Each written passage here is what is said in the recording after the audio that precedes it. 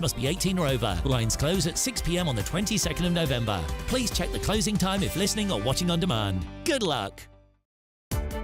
Welcome to State of the Nation, daily plunge into the stories shaping our country. I'm Jacob Rees-Mogg, and Monday to Thursday we bring you the insights, the facts, the truth about how our country is being governed. Because what happens in Downing Street matters down your street. Tune in to State of the Nation every Monday to Thursday, 8 to 9 o'clock. Only on GB News, the People's Channel, Britain's news channel.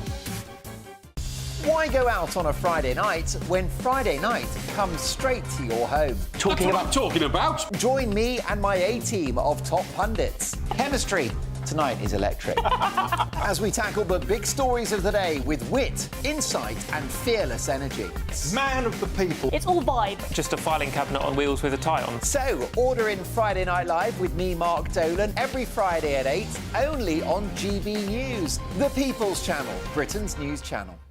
Hi there, I'm Michelle Dewberry and I'm going to take a second to tell you all about my show, Dubes & Co. We start off with the issues of the day. We then bring in both sides of the argument. We get rid of the disrespect. And then you throw me into the mix. And trust me, I'll tell it exactly how it is. And then, of course, the magic ingredient, you at home. We mix it all together and what have we got, in my opinion, the best debate show in town. Monday to Friday, 6 till 7 on GB News, Britain's news channel.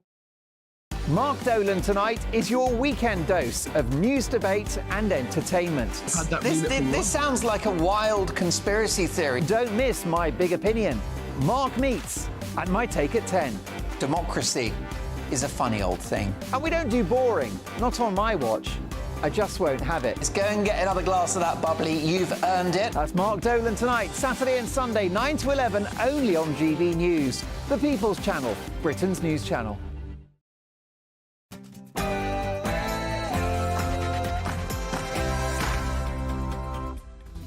Hello there! Coming up in the Saturday Night Showdown, Trump is back. It's the best sequel since Terminator 2, and he loves Britain. But Starmer is doing everything he can to terminate a trade deal with Trump.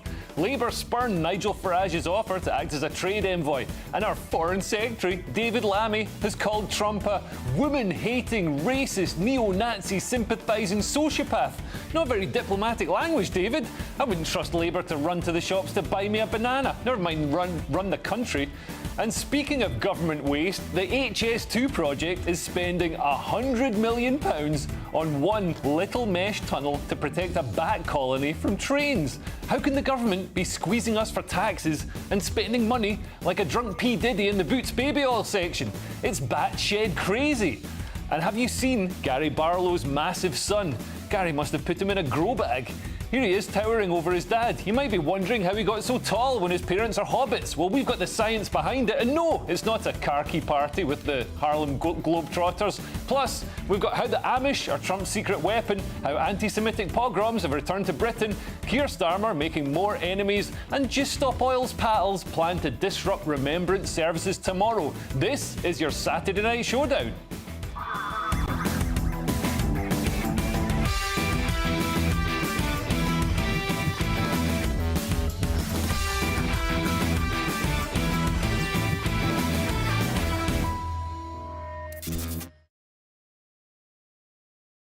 And discussing all tonight's topics with me are my brilliant panel. Joining me tonight are comedian and producer Ben Adams and the broadcaster, lawyer, futurist and children's entertainer Andrew Eborn. Look at him there, bringing a bit of Vegas. He's available for Christmas parties, bar mitzvahs, Ramadan. He'll do anything for money. At first, let's get your latest news headlines from Sophia Wensler.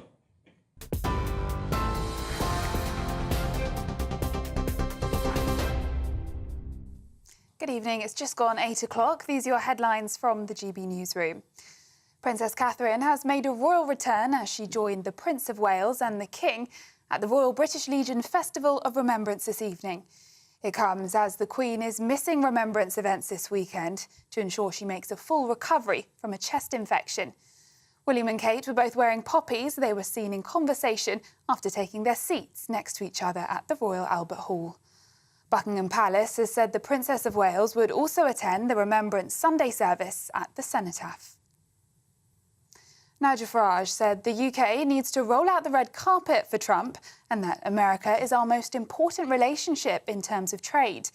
Farage also said he would help mend fences between Sir Keir Starmer's government and the incoming Trump administration following tensions over previous comments. This is a pro-British American president. That gives us potentially huge opportunities if we can overcome the difficulties that the whole of the cabinet have been rude about him. I might be useful as an interlocutor, unofficially, behind the scenes, to try and help mend some of those fences. If the government choose to use me, I would do that, not because I support the Labour government, but because I believe in something called the national interest.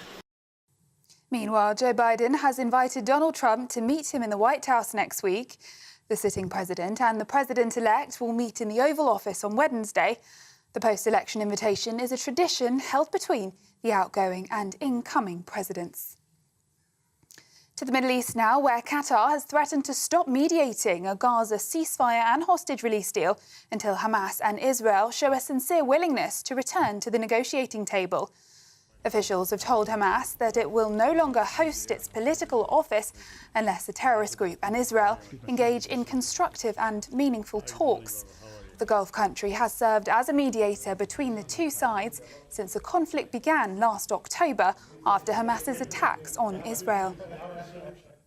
Back in the UK, 17 people have been taken to hospital after a crash involving two double-decker buses in Manchester. The accident happened this morning near the junction of Rochdale Road and Livesey Street on the edge of the city centre. 9 ambulances, an air ambulance, 2 response vehicles and an advanced paramedic were sent to the scene. And Sir Mark Cavendish has announced his retirement, saying Sunday's Singapore Criterium will be his final race of his professional cycling career. The Tour de France record breaker received his knighthood last month and finished this season with a record-breaking 35th career Tour stage win in what he said would likely be his last race. Those are the latest GB News headlines. More in an hour. For the very latest GB News direct to your smartphone, sign up to News Alerts by scanning the QR code or go to gbnews.com/alerts.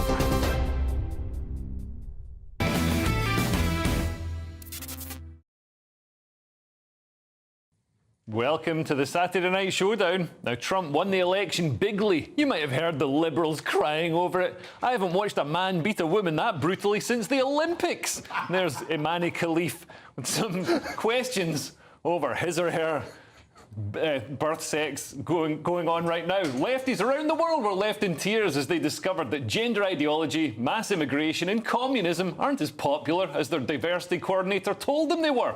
Honestly, if your fetish is ugly people crying, you must have had a great week. But what's it going to mean for Britain? Labour are doing everything they can to alienate and antagonise Trump. But Trump clearly loves Britain. Have a listen to this. This is with Queen Elizabeth. Right here, who was fantastic, by the way. These images, I mean, who has images like this? And these were relationships, too. Look, here's now the king. Here's Charles with the guard. And this is the Queen, Queen Elizabeth. It's a piece of history at the highest level. Look, it's Charles. So beautiful. And they'll see the most beautiful places in the world. There are no places like this. With the love for Britain that Trump clearly has, we could obviously get amazing post-Brexit trade deals with America, which we desperately need right now to bring down the cost of food for British people and increase Britain's export market to bring some money into this country. Nigel Farage offered to build bridges by acting as an envoy to Trump, who he's forged a bond with. Unfortunately, Keir Starmer's Labour Party have snubbed the offer. Maybe Keir Starmer just doesn't like the fact that Trump described Farage as the big winner of the last election in the UK.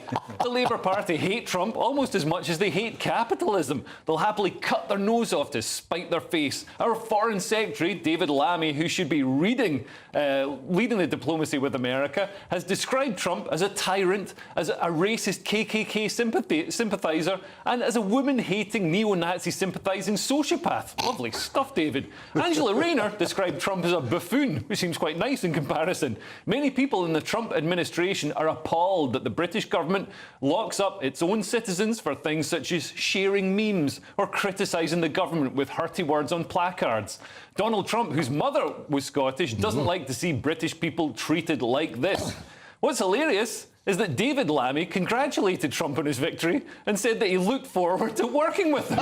So either David Lammy was lying when he called Trump a Nazi, or David Lammy is a Nazi collaborator and KKK sympathiser himself. Either way, David Lammy is a threat to this country and should resign. Now, I'm joined tonight by Ben Adams and Andrew Eborn. I've got to point out that, David Lammy, he might have said that stuff when he was younger. He was young, he was stupid, but I'm sure he's grown as a person. Now as Foreign Secretary, he's been so dignified and he's trying to build bridges. And he says, let's just move on, is what he said in his latest interview. But don't forget... Easy to say when you... Easy to say. You've got to do that sort of stuff. I love the fact that he's now sympathising with the Nazi sympathiser. Fantastic stuff. Don't forget J.D. Vance, who is now going to be Vice President, the youngest ever since Nixon, turned around and sort of said that similar sort of thing. He compared Trump to Adolf Hitler in 2016, and he also called him an idiot and so on and so forth. What J.D. Vance did, who sounds like a cheap department store, doesn't it, J.D. Vance? What he turned around and did, he said it was actually the media who misrepresented him. When Trump was president, I totally evaluated the guy, and that's what David Lammy should do.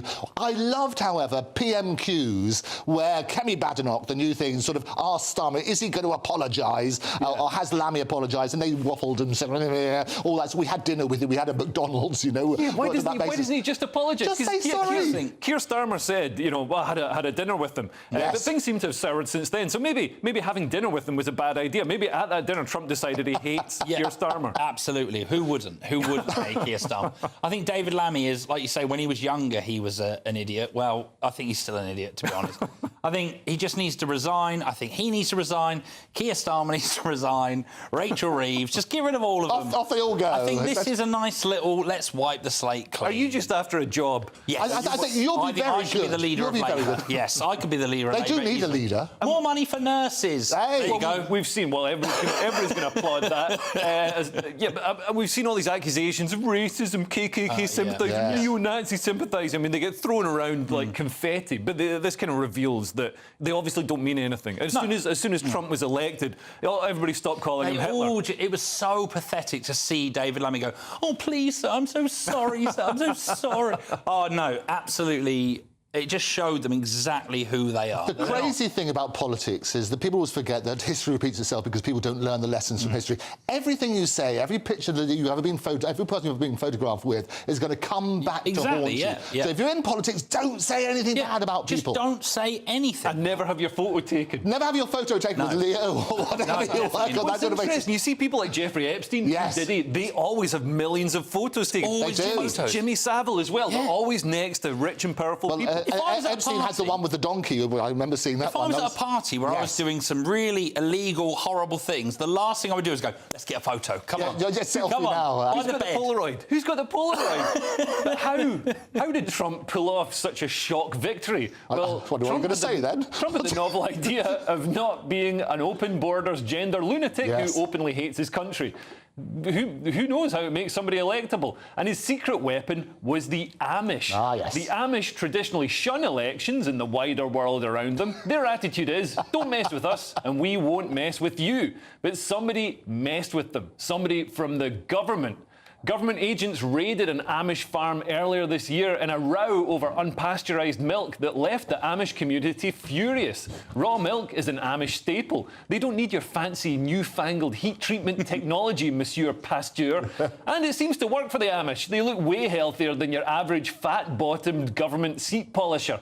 Unfortunately, there's not much footage of the raid, as Amish people tend not to have camera phones. But the government stormed a farm, seizing papers and property just because the Amish were selling organic food to their local community. Now, Trump's message of smaller government resonated with the Amish community, and it probably helped that he's appointing RFK Jr. to his health administration. RFK is an advocate of organic food and raw milk. And this guy, Scott Pressler, took time out from his job protecting a magical amulet in Lord of the Rings to register Amish voters, and he got 180,000 Amish voters signed up for the Republicans, many of them in the swing state of Pennsylvania. By the way, if you want some good news, the Amish fertility rate is very high, at around 7 children per woman. So in a few generations, they'll be the largest demographic group in the USA. And after a couple of centuries, everyone in the world is going to be Amish, including you, which is great news.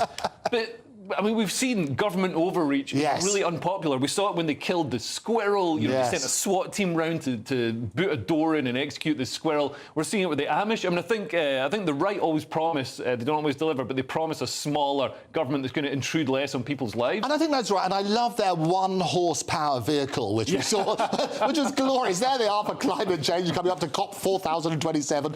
Always glorious. No, Trump was brilliant. What I love, I've just come back from Cannes, as you know, and Mark Burnett, who was The Apprentice, what they said, the variety guy there, Trump is basically being modelled on The Apprentice. I found out he was originally going to run against, I think it was Obama. Right. But NBC offered him so many millions to do The Apprentice again that he didn't. It was true. And what happened, he basically moulded himself on that sort of thing. No way. And of course he went on to defeat Hillary, and I mean, he would have, I don't think he would have beaten Obama, certainly not if he was running so quickly. What's also interesting is if he'd won again in 2020, if he'd beaten Joe Biden, he wouldn't have had control of, you know, the Senate and the House. Now he's got a full sweep, and he's got way more power, and he knows exactly what he's going to do. I was saying this today. I was saying how he really is the most powerful man in the world, and if he was the awful person that the left think he is, I'd be very scared right now. But he's not. And I think it's great that he's got that. And like with the Amish, first off, I don't know how they found out there was an election. I don't know how they knew that it was going on or how to vote. But fair play. Like, I think it's great. And when politics affects like normal people and people like that who really do live so simply, when it affects that, they can't help but get involved. And I just think it just shows how great he is and how real he is. Yeah, and also I think the people on his team, like Elon Musk. Yes. So he's gonna oversee the department overseeing government efficiency. Yeah, absolutely. And he's brilliant. As you know, Errol Musk, who's Elon's father, is on the Andrew Eborn show every day. And so I talk to him about that. You every week. I do. I just tune in, Andrew Eborn, that sort of stuff. But Errol is brilliant. And basically, Elon is the de facto US president. The power that he wields as a result of controlling that sort of stuff. So Trump was absolutely fantastic. What I also love, just not to disappoint the people around the world who were hoping that a person of colour would be elected, well, that colour is there. Orange is the new black. So you can work on that basis. And also, Elon Musk is an African-American. There you go. Is he really? Well, he was born in South Africa. He was. The first African-American... I don't know what Elon Musk is. Sort of that sort of stuff. It's going to be brilliant. I love it. I love it. Anyway, not everyone was happy about the election result. Social media was a constant stream of lefties filming themselves crying. It was wonderful to see, even if it was obviously performative and attention-seeking. I mean, look at this one. They got so worked up, she ended up hurting herself. Oh, my God. Oh, my God, that's going to need a trip to the dentist. Guardian journalists were offered therapy to help them deal with the election of a politician in a completely different country. Remember when journalists were tough and would write reports while being shot at in war zones, or they'd go undercover in criminal gangs to get a scoop? Well, these days, they can't even watch their own news without needing to cry on a couch about it. And universities went even further than the Guardian. Top universities in America, such as Harvard and the University of Pennsylvania, offered students crayons, Lego and cookies with milk to help them come to terms with the election result. But what if they stand on the Lego? They'll need a year having their boo-boo kissed better to recover from the pain. And what happens if they shove the crayons up their nose? I don't see how treating supposedly elite students like babies is going to help prepare them for the outside world, which is full of nasty people like Ben here. Oh, I'm very nasty. And I'll tell you how nasty I am. With the Guardian thing, it's like, first off, I thought they needed therapy way before all. Paediatricians, they need paediatricians. Therapy. Absolutely. But what annoys is that they can write these articles about how to cope with trauma, and they're getting paid so much money. Yeah. And then someone who's working a real job has to read that and go, how are people still paying these absolute nutcases? Like, it drives me mad. And yeah, they should be in therapy forever. Get rid of them. Absolutely. And you're right, all the paediatricians will be there sort of ready for them like the other child doctors. It's, however, the biggest offence ever to 74.3 million Americans who voted for Trump. So to turn around and say, we're all dressed in black, this is the Armageddon and everything else is Armageddon, you work on that sort of... It's an insult. You know, this is democracy. They worked on that sort of basis. That's the result, fair and square. Nobody's complaining about it this time. And to his credit, and nobody ever says this, but to Joe Biden's credit, he turned around and did the right thing. He got the words right, and he said, look, I'm going to make sure there's a smooth transition. The people have voted. So for the Guardian journalists to turn around and say, we're going to dress in black, it's the end of the world, it's an insult to 74.3 million people. I think Joe Biden was secretly delighted that the women who unseated him lost. But also it's ridiculous that the Guardian were calling people, or left-wing people were calling the Trump and his supporters extremists, because more than 50% of the people can't be extreme. That's not how extremes work. And then look at them. Look at that. They're completely extreme. They're crying their eyes out, going, "He was a convicted felon." Like, calm. Only through that was an American accent. That was very good. Coming up, we will assess the week's winners and losers in Cursed or Blessed. This week, we've got protests on Armistice Day, a pogrom in Amsterdam, and HS2 being a bottomless money pit as usual. Stay tuned for that.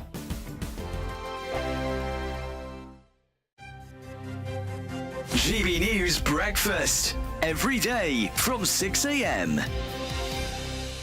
The former royal correspondent for the Sun newspaper, Charles Ray. Good to see you this morning, Charles. And so good to see Catherine back to work with a hug. It is. It's fantastic. I mean, there are a few royal jobs that, touch at the heartstrings, and this is certainly one of those.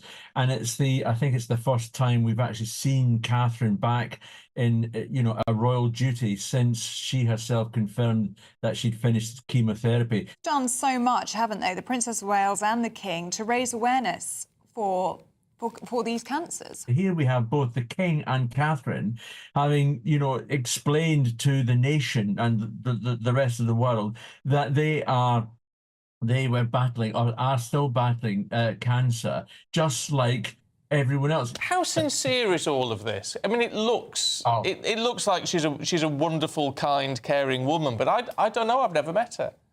Well, she is a wonderful, kind, caring woman. That is without a shadow of a doubt. And William heard about this young lady on a visit to the air ambulance, and they invited her because she's a photographer, so she wanted to take. She has a bucket list and wanted to take pictures of an investiture. I mean, make no mistake, people like Catherine are just absolutely wonderful in what they do and how they do it. I mean, and Catherine is the superstar of the royal family. Of that, there is no doubt. It's the cockles of my heart, Charles. It really does. It's really good to see you. Thanks very much. All the Thanks, best. Charles. Thanks. And Liz, who is this 16-year-old amateur photographer who was hugged by Princess of Wales yesterday, has said it was a dream come true. I bet it was. GB News, the People's Channel.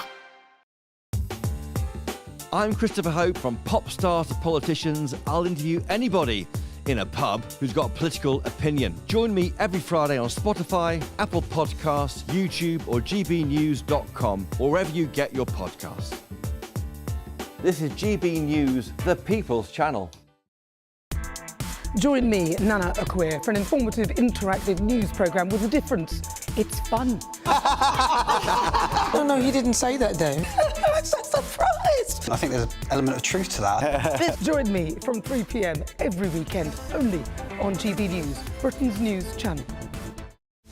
This is Britain's Newsroom, where your voice matters. It's just astonishing. With expert analysis and honest opinion, we don't just keep you informed. We bring you unique perspectives you won't see anywhere else. Can't argue with any of that. When the news happens, it happens here. On Britain's Newsroom, weekdays from 9:30 a.m. Only on GB News.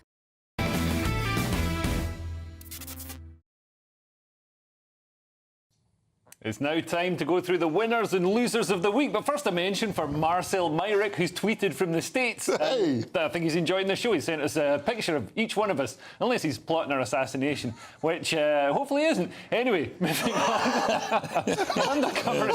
An undercover investigation, by the Daily Express has exposed that a pro-Palestinian group is planning highly organised disruption on a nationwide level tomorrow in 5 British cities during Armistice Day. Actually, not tomorrow, on Monday's Armistice Day celebrations. If you didn't hate this group enough already, they're an offshoot of Just Stop Oil. In a secret meeting on Saturday, November the 2nd, it's been reported that they met with Just Stop Oil at a members-only central London bar for an exclusive event to listen to speeches and discuss policy while vegan food and alcohol were served. Oh, terrible. Cauliflower burgers and booze. I bet they all got kebabs on the way home. These perfumed ponces don't seem to realise that the reason that they can swan about eating vegan food and picking pronouns is because of the sacrifice of the brave men and women who gave their lives, their bodies and their minds to protect our liberty. Instead of showing gratitude, they're going to try and sully events that give respect to those men and women. I wish I could go back in time and tell those brave men and women who spilled their blood for Britain not to bother. Look what's happened to their country. What on earth did they fight for? Now, I've got to ask as well, why are they always posh? It's always posh kids. Just Stop Oil, or these ones who are, I think there's some sort of Palestine, pro-Palestine group, so of course they want to somehow drum up support by insulting our veterans, which I don't know how that's going to get. Well, they just don't care. They're like, well, the people that fought in World War II were working class, so we don't really mind. It drives me mad, and the fact that they wanted to do this on Armistice Day is just... They've picked the worst day. There's going to be people there that are not going to have any of it. So, do you know what? Go for it. Go for it. Let's see what happens. It's worse than it's absolutely sickening. Well, we're honouring those who fought for this country, fought for people's right to protest, that they want to disrupt it. But you're right about them always calling them posh. They turn around, in the relevant article, they talk about that he went to Upper Latimer's School or whatever, and they say it's £8,300 a term. It's not. It's £8,333 plus VAT because of Starmer. That's how it's worked on that sort of basis. No, it's an insult to the people who died for us. I absolutely agree with you, but Ben's got a great point. A lot of the people who are going to be at these remembrance events are going to be veterans, and they're going to be very good at fighting, very physically fit, and a bunch of they're not going to do. And I don't know anybody who has converted to Just Stop Oil as a result of all their antics, whether it's throwing stuff over priceless art, disrupting major sporting events, or now insulting our heroes. And I think it's disgusting, and just stop. It is, and the veterans are certainly not going to be looking at Keir Starmer when he comes up, because they're all going to turn their backs, so they'll be looking at whoever's causing trouble, and it's just... go for it. See what happens. That's what I say. You're just going to turn people off, and you're probably going to get a punch in the face as well, which you quite deserve. Now, staying with a similar theme, people always ask, how could the Nazis happen? That's what people always ask. In 1930s Europe, Nazi mobs rounded up and beat Jews in pogroms. These pogroms have returned. On Thursday in Amsterdam, we saw Jews hunted by Muslim mobs, beaten in front of their children, forced to say "Free Palestine" and thrown on train tracks. It's a warning that we've got a warning that distressing images are about to be shown on the screen now.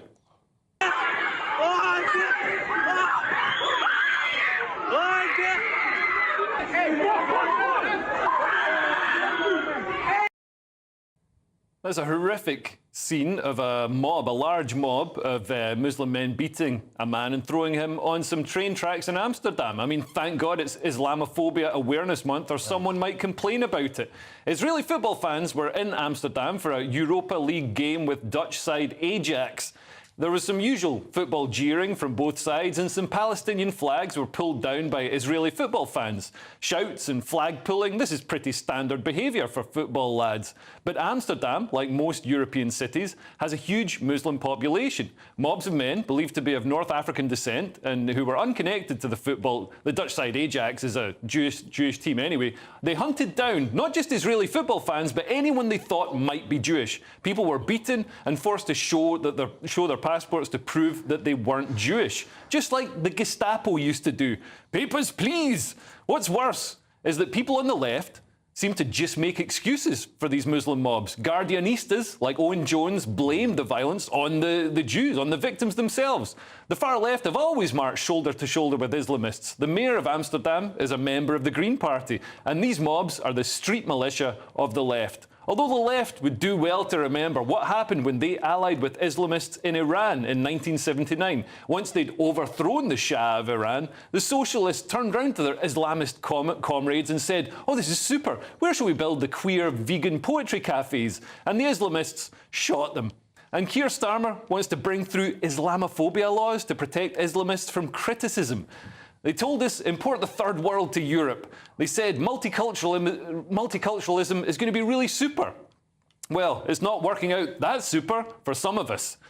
Now, I'm just amazed to see the left making excuses for anti-Semitism. It is so disgusting. Another regular viewer is somebody called Louise Dankelin, who's in Cambridge, Massachusetts, who talked about her father suffering similar sort of things in Nazi Germany and that sort of stuff. It's absolutely disgusting. We should call it out. Nobody should be living in fear on that sort of basis. Those scenes are disgusting. There's no humour in that at all. And it's absolutely right. We should condemn it. Exactly. It's one of those things where you look at it and you go, how can someone have an opposing view to this? How can you look at this and go, oh yeah, but you know they were giving it some? And no. How can you even think that? And I didn't know what a pogrom was. A pogrom? I didn't know what it was until it was a computer pogrom. I thought it was the little things that you used to do at school. You know, pogs.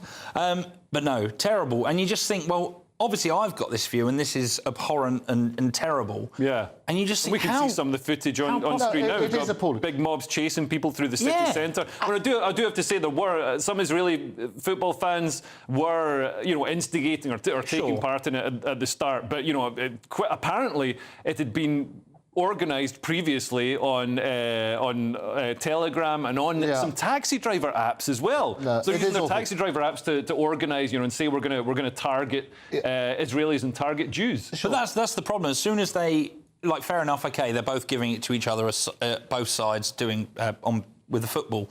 I don't know much about football. But as soon as it becomes, OK, we're going to go and hunt Jews, and if you're a Jew, I'm going to be... And if you look at the whole footage, actually, there are also people climbing up and ripping down Palestinian flags and so on and so forth. And some of those footage, what's happening, we're stirring up hatred. Close to home, Josh, who regularly presents a programme called The Headline, is going to have us on soon, but he got beaten up on the way to a gig from here. You know, and we should talk about these things. We need to cut out the rhetoric on that sort of stuff. We need to cut out the his personality, though. Now, moving on, and also I've got to point out that Dutch football team isn't called Ajax, it's called Ajax. Apparently, Ajax is a laundry detergent fluid. Ajax. Anyway, reading on, has there ever been a better example of government waste than this? As part of the HS2 rail project, our government is building a 1 kilometre long stretch of mesh tunnel to protect some bats from trains that apparently don't even pose a danger to bats. What's the cost of this needless, pointless stretch of mesh? £100 million. That's right, £100 million. For that amount of money, we could buy each bat its own castle in Transylvania. I mean, this is ridiculous. This shows why Donald Trump is completely right. Let me tell you about this bat, however. It's the Bechstein bat. It's not just any old bat, it's the Bechstein bat. And this is what happens. You have to protect under the Wildlife Act of 1980. There are loads of them. They keep breeding because they're really happy. 1981, that's what's supposed to happen. But you're right, it is backshed, isn't it? You work on that sort of basis. The whole project has been populated with disaster. It's been a complete waste of money, and you're working on that sort of premise. And they sort of abandoned it, and then we were going to say we're going to get something super fast because you can save a nanosecond to get some of these important cities. They should have called it earlier. Focusing on the bats and the wildlife and that needs to be preserved is an important thing. And a friend of mine actually runs a company that basically does these searches for the crested newts and stuff like that. A company called Wagtail. Joseph Colin. You work on that sort of basis. But they do. They hunt out the bats to make sure that they're not endangered. They hunt out the special newts and so on and so forth. We need to protect the wildlife, but let's call out the waste of money, which is what this is. We need to protect wildlife up to a value of 20 quid. £100 million. I think we protect enough people that I can't stand. You know what I mean? Let's protect the bats. Anyway, next on the Saturday Night Showdown, Gary Barlow's tall son, a child swearing like a sailor, and a psychic hippo. You won't want to miss that. See you in a moment. Good evening, welcome to your latest GB News weather from the Met Office. It's been a cloudy day for most of us, as it has been over the past couple of weeks, but there is some brighter interludes on the way as we head in towards next week. But before we get there, these weather fronts out towards the west of the UK will slowly push their way eastwards over the rest of the weekend before we see high pressure redeveloping and bringing us some brighter weather. Back to Saturday evening though, and generally a cloudy and damp end to the day for the most of us. Some clear spells persisting across northern parts of Scotland, perhaps eastern parts of England as well. But we see this weather front arriving in the northwest into the early hours of Sunday morning, bringing some heavy rain in places. Generally a mild night for the most part, but turning a little chillier where we see those clear spells, perhaps even a touch of frost to start with across eastern parts of Scotland. Otherwise, to start on Sunday, generally a cloudy and damp day, particularly for western parts of Scotland. This band of rain perhaps turning heavy at times, particularly over any high ground. And for northern England and Northern Ireland too, generally a very cloudy and bit of a damp start to the day. For central, southern parts of England, parts of Wales, southwest England as well, generally a bit of a dry start, albeit quite a cloudy start. There will be some clearer spells, particularly across eastern parts of England. We might see some sunshine here through the morning, but for the most part, it will be a cloudy start to the day on Sunday. That weather front across parts of Scotland sinks its way south and eastwards as we go in towards Sunday afternoon. And for the most part, it'll be another cloudy and damp day for many of us. However, behind that frontal system, across Northern Ireland, western parts of Scotland, there will be some brightness through the afternoon. Temperatures up a touch compared to what we saw on Saturday, highs of 14 or 15 degrees in the south. Into the start of Monday, that weather front clears away towards the southeast, and then it does leave a much brighter day than we've seen recently. High pressure very much in charge, bringing us those settled conditions and plenty of sunshine on offer, particularly compared to what we've seen over recent days. That sunshine looks like it's lasting into Tuesday and perhaps Wednesday as well, and those temperatures are still around about average, but feeling pleasant in any sunshine. Welcome to State of the Nation, daily plunge into the stories shaping our country. I'm Jacob Rees-Mogg, and Monday to Thursday we bring you the insights, the facts, the truth about how our country is being governed. Because what happens in Downing Street matters down your street. Tune in to State of the Nation every Monday to Thursday, 8 to 9 o'clock. Only on GB News, the People's Channel, Britain's news channel. Why go out on a Friday night when Friday night comes straight to your home? Talking about? Join me and my A-team of top pundits. Chemistry tonight is electric. As we tackle the big stories of the day with wit, insight and fearless energy. Man of the people. It's all vibe. Just a filing cabinet on wheels with a tie on. So, order in Friday Night Live with me, Mark Dolan, every Friday at 8, only on GB News, the People's Channel, Britain's news channel.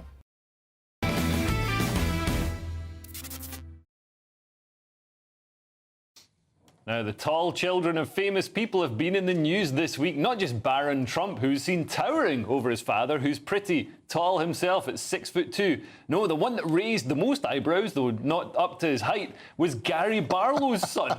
This picture resurfaced. It was taken in 2023, I believe, and it led to some hilarious comments on the internet. Let's have a look at them. Here we have Gary Barlow manoeuvring one of his son's Hot Wheels. That's Gary Barlow driving a car. Next one is Gary Barlow holding his son's hand to cross the road. That's Gary Barlow with his hand in the air. Then we have an early photo of Gary Barlow teaching his son to tie his own shoelaces. That's Gary Barlow doing some sort of rope exercise there.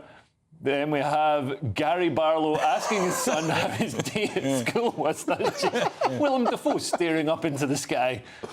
Then we have Gary Barlow standing in front of his son's new cardigan. This is a good one, recognising the Pringle pattern. That's just Gary Barlow standing in front of a big Pringle pattern. Then we have Gary Barlow. Gary Barlow handing his son a straw. Brilliant stuff. Then we have Gary Barlow. Gary Barlow standing next to his son eating a croissant, or croissant if you're Scottish. Yes. I only found out it's pronounced croissant when I moved to England and became middle class. Anyway, Gary Barlow's son is actually only 6'2". True. That's not hugely tall. I mean, as a tall person, it's kind of annoying. You get all the questions. You're quite tall. I'm taller than him. The trouble is, Gary's only 4'6". I mean, and that's the problem. No, he's actually 5'7" in some reports, but 5'9" in others. So you're working on that sort of base. On Tinder, it's 5'9". Were you swiping left? I mean, what was this? Oh, working on that sort of basis. No, the reality is this: his son is 6'2". do. It's all about comparisons, but the memes are brilliant. The internet comes alive when you have these sort of always things. the funniest thing. The funniest things in the world are always what your friends share with you. These little jokes on the thing.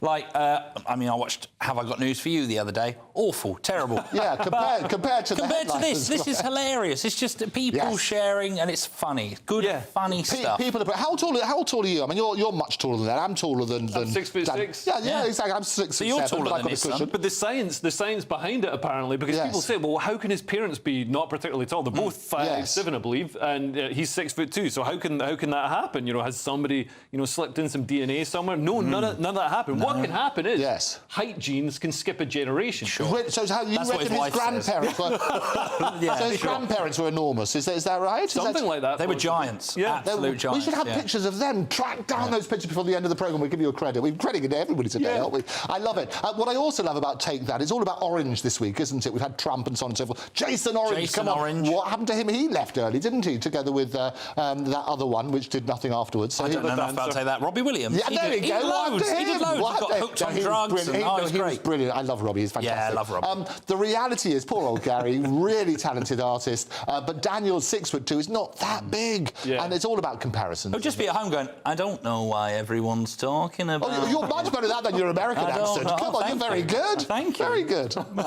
Now, there was a shocking scene in London last week as a so-called anti-fascist protester brought her kid along and taught her kid to scream profanities. Take a look at this. Nazis. Yeah. All right. Would you like to elaborate? I mean, I think he summed it up, really. Nazis. And these are the people of kindness and tolerance. It looks like child abuse to me. And also, she seems to have stuck a jellyfish to the front of their faces. Little joke there for people listening on the radio. We had to blur their faces. But that's, a child swearing, calling people Nazis. And that was but it's so wrong. And parents shouldn't do that. The kid probably knows nothing about that. It's going to haunt him for the rest of his life because that video will always get replayed now. And it is so wrong for the parents to do that. And I think it's funny to get them to swear. I mean, rubbish. There should be a test. Absolute rubbish. There should be a test before you have children. There should be a little test of like, will you do this? Will you dye your hair pink? And if the answer is yes, no, you're not allowed children. You're going to dye your hair pink and blue. No. It's ridiculous. Are you going to dress your child up like Mad Max and teach it swear words and tell it everybody's a Nazi? I mean, this is the thing, because this wasn't in opposition to a Nazi rally, even though the far left describe any. This was basically British patriots and some nationalists who are marching. It wasn't we don't have a massive Nazi problem in the UK. We're the not a small one. No. we're the country that beat the Nazis. And what she's doing is essentially what the Hitler Youth did. She's doing exactly the same thing. These are your views you have to have. And you also know, I mean, if you want to draw a crowd starter fight, P.T. Barnum always used to say that. You know if you're going to get kids to say something inappropriate, it's going to go all over the place, even on this brilliant show here as a result of it. But what's going to happen is going to backfire. You shouldn't be doing that to your kids. It's unfair on them. It's going to ruin their lives accordingly. Stop doing it. It's awful. I'm not going to teach my kids that, left-wing people are evil or dehumanise them or anything like that. I was going to say stay away from I'll let my kid work it out. Or teach them how to debate. It's OK having different opinions. People should voice opinions and get the child to explain why or whatever. Have a view, but give them a sort of balanced view. Don't prejudice them on that sort of basis. Kids are much clever. I've just come back from Japan, being all over the place. The kids there are so bright because you treat them... Yeah, they have to But they teach them at an early age to think. And if you teach your kids to think and debate and so on and so forth, it is superb. Yeah, I've seen Karate Kid. Also Trump got such a clean sweep with young people. Young people really swung to Trump. And I think it's because they see through all the nonsense of the ideology, all the gender. People are much cleverer than we give them credit for. Let people think for themselves, present the evidence, let them come to their own educated decisions. It seems like whenever kids are these views are forced upon them, they soon realise, oh, OK, this is all nonsense. It's all nonsense. My mum smells. Moving on, this is something that isn't nonsense. This is Mu Deng, a lovable baby hippo who predicted Trump's win, something that supposed political expert Rory Stewart failed to do. This cheeky little chonka has become a hit with meme makers. Take a look at this.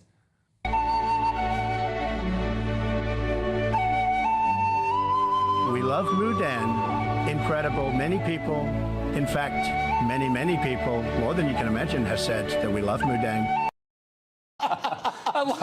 Andrew, I love that the Democrats had a $1 billion media machine, a propaganda machine, and it was defeated by kids making memes with baby hippos. It's absolutely glorious. But what I love about this donkey, what I love about this pygmy hippo is what it is, called basically moo dang is what it's called, which in Thai means bouncing pork, which is not the best way of doing it. Right. If you actually see the footage and when they're predicting what it is, he's up against his mother, who's bizarrely called Jonah because she looks like a whale, but they've got sex identity and that sort of stuff. But she basically pushes her way forward, goes for the Harris bit of food first, so that this poor old moo dang can only get the Trump one. So they fixed it. Are you saying that fat women go for Harris? I saw a lot of hippos predict that Harris would win. A lot of hippos. A lot of hippos. Well, no, that was a much better answer.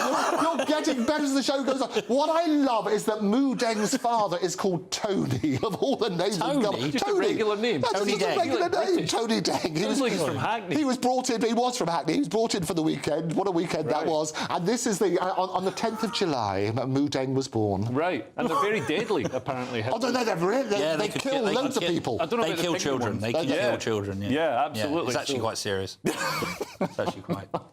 Not Moo Deng though. He couldn't. No. He's the greatest. Maybe kill a bouncing pork. Bouncing pork. Anyway, next on the Saturday Night Showdown, Starmer is snubbed, and some Kamala supporters try to find some illegal migrants a home. Don't go anywhere. See you in a moment. Britain's newsroom, weekday mornings from 9:30. Maria, potholes, the bane of everybody that uses the road, whether you're a car driver or a cyclist. As a cyclist, are even worse. How have we got into this situation where our roads are in such a bad state? Well, part of it is to do with actually our climate. In somewhere like, say, Sweden, like the snow will fall on the ground, it will stay there for months. Whereas here we've got what's called a freeze-thaw climate, where the water comes down, then we might have a cold snap and it freezes, and the water within the pothole will then expand and make the pothole bigger. Then we might have a mild spell, and then that process repeats. So, we do actually need extra funding to acknowledge the fact that, we just live in a climate where we're sort of particularly vulnerable to potholes. Why? I mean, the fact that this happens, these weather conditions happen, is no great surprise to anybody. Why has the problem been ignored for so long? I think what's happened is we've had short-term funding. So it's like, oh, there's a pothole, let's patch it up. Oh, there's another one, let's patch it up. But the patches aren't actually really that strong, so then they break down again. So, really what we need is to have roads completely resurfaced, and then they'll just be pothole-free for a very long time. And that really is how funding should be. That's the direction funding should go in, as opposed to just sort of dribs and drabs here and there. Do you think this government are going to be good for the motorist, or is there indeed a war on the motorist still? The different parties come in and they've all got different policies that they wheel out, then they cancel the policies, and then there's so much lack of transparency. Like, for example, with the pothole issue, sometimes the government, whichever government is in office, will do some big showboating about how they're going to give X amount of potholes, and you still think that sounds really good. GB News, the People's Channel. This is Britain's newsroom, where your voice matters. It's just astonishing. With expert analysis and honest opinion, we don't just keep you informed. We bring you unique perspectives you won't see anywhere else. Can't argue with any of that. When the news happens, it happens here. On Britain's newsroom, weekdays from 9:30 a.m. Only on GB News. If you want your news to be straight talking... This is a nightmare for the Conservatives again. Down to earth. It's not just Nottingham where this is happening, is it? And most importantly, honest. Hard-working, middle-class taxpayers, they'll get their book thrown at them. Then catch me, Martin Daubney, Monday to Friday, 3 till 6 p.m. on GB News, Britain's news channel. Join me, Nana Akweer, for an informative, interactive news programme with a difference. It's fun. No, he didn't say that, though. I'm so surprised. I think there's an element of truth to that. Join me from 3 p.m. every weekend, only on GB News, Britain's news channel.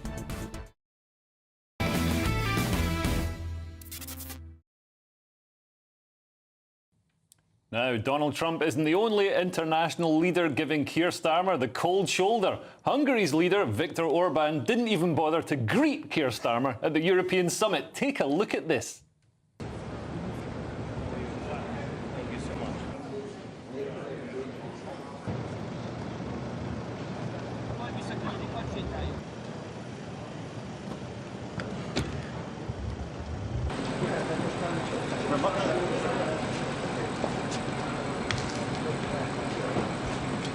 straight down. So we saw European leaders like Zelensky, Meloni and France's President Macron all getting a warm hug and a greeting from Viktor Orban. And then when Keir Starmer got there, he got nothing. It was like Eurovision Song Contest results night. I have a theory that leaders who love their countries, such as Viktor Orban, are disgusted by Starmer because he locks up Brits. I mean, he doesn't show the same sort of love and nurturing for his people that Viktor Orban does. Well, putting this story in context, Starmer was late. And he was late as well. So Zelensky had already started his speech. So the reason Viktor Orban, the great, and I like Viktor Orban because he basically is really pro-peace and he goes around the world trying to sort that out. So Starmer was late. It's worse than Rishi Sunak leaving early, if you remember that sort of situation. So he was late. Zelensky had already started his speech. So Orban had already greeted everybody else. It wasn't a deliberate slub, but basically Labour sort of turned around and say, well, he'd already started. He was at a different somewhere else. That sounds like Labour's excuses. I allowed him to go off. So everyone was already in there, and then Starmer just turns up like, oh, where? Absolutely. I've heard this before. Zelensky's always talking the same stuff. He wants more money. He wants some money, already. and we've given all our money to this bat tunnel. Don't you care about the bats, Zelensky? Absolutely. Although, I mean, it raises the point. I mean, with Trump coming into office, he's quite an isolationist. Although I guess Republicans tend to be more isolationist in opposition than they are when they're actually in power. But it looks like the taps, the money, the arms, the weaponry that's coming from America is going to be restricted a bit. So I think Europe needs to step up to the plate and start arming Ukraine ourselves instead of just sitting back and letting America It's not going to happen. The war is going to stop. And what the great thing about having Trump in, whatever your views are politically, he's probably more likely to make the world a more peaceful place. Absolutely. I was really encouraged. You know why that is? It's because people are scared of him. No, they are. They're so scared. They're genuinely scared. Putin came out and congratulated him. He did say they had a good conversation on that sort of basis. And so I reckon that we're going to get peace much quicker as a result, which is great news. The other thing which was interesting as well is that Elon Musk, his father's on my show all the time, by the way. Elon Musk, he was on the same call. This has just been revealed when Trump was talking to Zelensky. Musk is there now, work on that sort of basis. Zelensky actually must be pretty scared because they're not going to keep throwing lots of money at him, and hopefully we'll find a peaceful solution very soon. It does make me think though, as soon as Trump got elected and all these leaders are coming in saying, oh yeah, we want peace, peace. What was everyone else doing before Trump? This is the thing. I mean, Biden wasn't planning for peace. No. The sort of strategy that Biden had, he wanted to weaken Russia militarily and economically. Of course he did. So he's dragging it out. And it's the scandal of the weapons industries. The scandal of the weapons industry. Millions plowed into it. It's such a sort of cynical way to do it because by drip feeding the weaponry instead of giving Ukraine people are still dying. People are dying on both sides. It's horrible loss of life. We need to find a road to peace, and I reckon whatever your views are on Trump, the world is going to be a safer place as a result of it. I think so. Just because and a funnier place. Funnier as well. And I saw a video with Donald Trump where he was recounting an interview with the top Afghan, the top Taliban guy. And he said he said to the guy, no American soldiers get killed, and just brought out a satellite photo of the guy's house. Just left the room. There wasn't an American troop. American troops were killed for 18 months. It was amazing. Wonderful. World's a safer place. It's safe to assume that Kamala Harris supporters also support mass illegal immigration, as that's pretty much the only thing she achieved as border czar. So some cheeky wags have filmed themselves turning up at houses with Kamala Harris signs, pretending to have migrants to be housed with them, and they're getting a predictable reaction. Take a look at this. I dressed up like I work for Kamala's campaign, and now I'm going to deliver immigrants to her supporters. We are voting for you, don't worry. Are you? Of course. We do have a surprise, if that's okay, just real fast. You have a surprise? We're looking for a place for them to stay. They just came across. They'll sleep on floors. I mean, they're not picky, you know. We have like a 2-year-old, so... Hector's good with kids. Sorry, we just can't. Could they just, like, sleep on your lawn? They need a place to stay. They just came across. My teenagers live with me. Oh, that's fine. Hector, he was dating a teenager, like, a little bit ago, so... Okay. Because one of the big complaints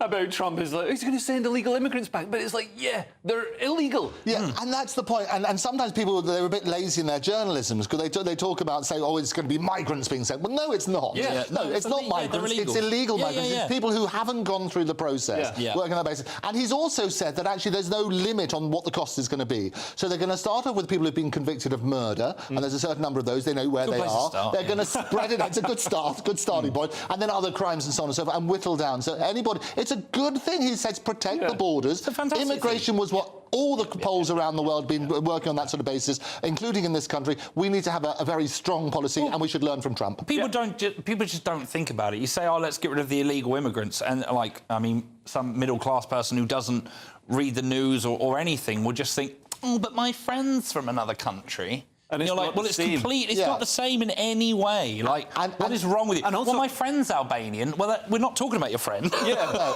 and also, like it's virtue signalling. So the person saying we should have open borders gets all the virtue points of saying we should have open borders, but the cost of that is burdened on. It's spread out across society. Exactly. It's socialised. And we must. I emphasise the point again because I saw so many reports saying it's about migrants being deported. It's not. It's the illegal ones who don't follow the process. We need migrants to make the economy run. It's always the people that don't live in these areas where they're going to be flooded. It's always those sort of people. But we don't need migrants to make the economy run. That's nonsense, because what happens when we run out of migrants, when, you know, the people in the world, we run out of people to bring into the UK, what we need to do is invest. We need capital investment in tech and productivity. We need to build robots. But there's a talent. The reality, there was a great sort of thing on the internet as well, which went around. Actually, the migrant is more likely to be the doctor seeing you than the person protecting it. There's a skills shortage in certain things that we need to bring proper migrants. Do it the legal route, however. Yeah. And that's what we need to do. That's what the government isn't doing. They're bringing in guys with Kalashnikovs tattooed on their face, and I don't know. I just feel like it's virtue signalling. I think what we need to do is raise the minimum wage, get British people back to work, and then all these things of like, oh, well, migrants come and do the work that no one wants to do. Well, that's not fair on them either. Yeah. To come in and do work for less it's pay. a balance. I always like to be balanced in this sort of thing. Yeah. But let's focus on the illegal ones first, and the illegal migrants needs to stop. But you also need to look at the gangs, and it was good to see some reports now. They're starting to crack down on those gangs, because that's the thing. I thought Keir Starmer had smashed the gang. Well, no, that was just in the campaign. Oh, okay. He's not going to do it anyway. Up next, it's Mark Dolan tonight. What have you got for us this evening, Mark? Brilliant show, Leo. Lovely job. We pick up the baton at 9 o'clock. And actually, it's very exciting because there's a developing story. The new president-elect of the United States has told Sir Keir Starmer that you'll always have a friend in me. So should the Prime Minister dump the EU and hop into bed with Donald Trump? Plus, in my big opinion, why I think we need a Trump-style revolution here, and I'll be explaining how we make it happen. Couldn't agree more, Mark, and I can't wait to see how you're going to do it. And yet, a post-Brexit trade deal with America, that could save us. That would be amazing. Anyway, thanks to my brilliant panel tonight. We've had Andrew Eborn and Ben Adams.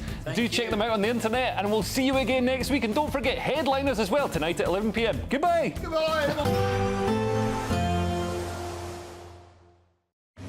A nice bright morning will generate a lovely warm day, right through to the evening. Boxed Solar, sponsors of weather on GB News. Good evening. Welcome to your latest GB News weather from the Met Office. It's been a cloudy day for most of us, as it has been over the past couple of weeks. But there is some brighter interludes on the way as we head in towards next week. But before we get there, these weather fronts out towards the west of the UK will slowly push their way eastwards over the rest of the weekend before we see high pressure redeveloping and bringing us some brighter weather. Back to Saturday evening, though, and generally a cloudy and damp end to the day for the most of us. Some clear spells persisting across northern parts of Scotland, perhaps eastern parts of England as well. But we see this weather front arriving in the northwest into the early hours of Sunday morning, bringing some heavy rain in places. Generally a mild night for the most part, but turning a little chillier where we see those clear spells, perhaps even a touch of frost to start with across eastern parts of Scotland. Otherwise, to start on Sunday, generally a cloudy and damp day, particularly for western parts of Scotland. This band of rain perhaps turning heavy at times, particularly over any high ground. And for northern England and Northern Ireland too, generally a very cloudy and bit of a damp start to the day. For central, southern parts of England, parts of Wales, southwest England as well, generally a bit of a dry start, albeit quite a cloudy start. There will be some clearer spells, particularly across eastern parts of England. We might see some sunshine here through the morning, but for the most part, it will be a cloudy start to the day on Sunday. That weather front across parts of Scotland sinks its way south and eastwards as we go in towards Sunday afternoon. And for the most part, it'll be another cloudy and damp day for many of us. However, behind that frontal system, across Northern Ireland, western parts of Scotland, there will be some brightness through the afternoon. Temperatures up a touch compared to what we saw on Saturday, highs of 14 or 15 degrees in the south. Into the start of Monday, that weather front clears away towards the southeast, and then it does leave a much brighter day than we've seen recently. High pressure very much in charge, bringing us those settled conditions and plenty of sunshine on offer, particularly compared to what we've seen over recent days. That sunshine looks like it's lasting into Tuesday and perhaps Wednesday as well, and those temperatures are still around about average, but feeling